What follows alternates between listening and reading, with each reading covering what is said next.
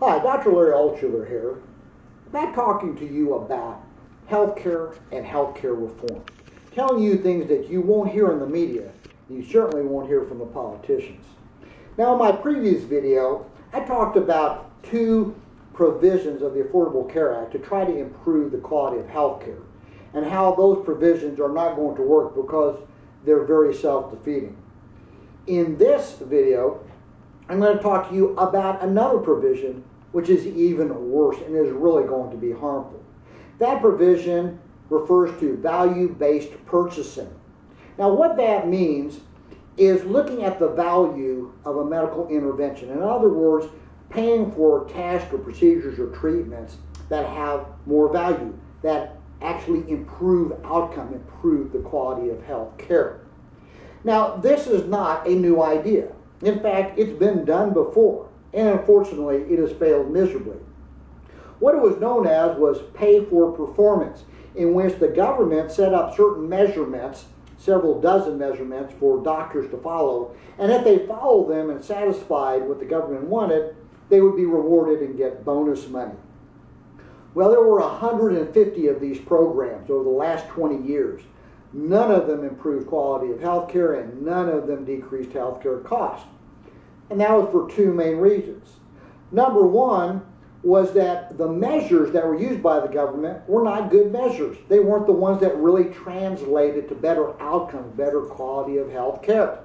And number two, doctors focused on only those measures and not the measures that really did help patients more, because they wanted to get those rewards.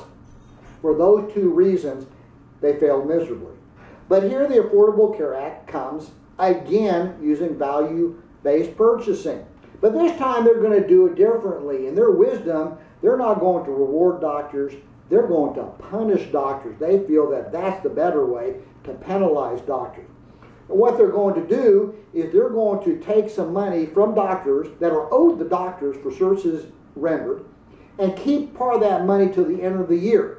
Then they establish 33 measurements and are mandating that doctors have to follow these measurements and submit them to the government. And then if the government is satisfied, then they'll get their money back. If not, they lose the money. And as you'll see, they're going to lose a lot of money. Because here's the problem. Number one and two, the same things are going to happen as happen with pay for performance. Doctors are going to focus on the measurements that they need to satisfy the government because they don't want to lose the money. They're going to be treating the measurements and not the patient, and that does not help the quality of health care. Number two, this is going to take lots of time and money and overhead that they don't have. That's going to take them away from patient care. Again, decreasing that quality. But number three, and most important, again, those measures are not the most important measures. Most of them are just like the ones in pay for performance. They don't translate to better outcomes. They're going to fail from the very start. Let me give you the best example. 30% of these measurements have to do with patient satisfaction. Now look, I'm all for patient satisfaction. It's important, but not 30% worth. And the reason is because patient satisfaction has a lot to do with many other factors other than good health care. Socioeconomic factors, financial factors, complexity of diseases. All of those go into patient satisfaction. And there's one factor that's even more important.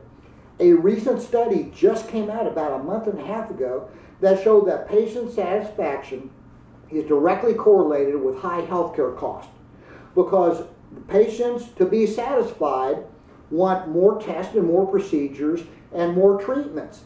They perceive that that is what they need and that is what satisfies them. So let me tell you, using that, this is what this provision is going to do. On one hand, it's telling doctors, if you don't want to lose money, you have to satisfy these patients, which means order lots of tests and treatments and procedures which are going to increase healthcare costs. But this provision is also saying, if you also don't want to lose money, you're going to have to follow all our measurements, which, by the way, restrict the tests and treatments and procedures to decrease healthcare costs. So no matter which way the doctor goes, he's in a quandary. he's going to lose money no matter what he does. The government is probably pretty gleeful about this because they're going to save a lot of money because they're going to keep all this money. But it's going to hurt doctors and it's going to hurt you, especially in the quality of health care you're going to receive. That's a really shame, and this provision is one of the worst in the Affordable Care Act. So what can you do? Well, I would urge you to go to my website, balancedhealing.com. At least there I have lots of information that will help you get the best quality of health care you can. It tells you what treatments really work, what doesn't, what's unnecessary, what's a waste, and how you can get the most cost-effective treatments that you can. So with that in mind, I thank you for visiting with me today and listening to what I had to say. I urge you to go look at my other videos, which are on my website, balancedhealing.com, and get the information that can help you. Thank you.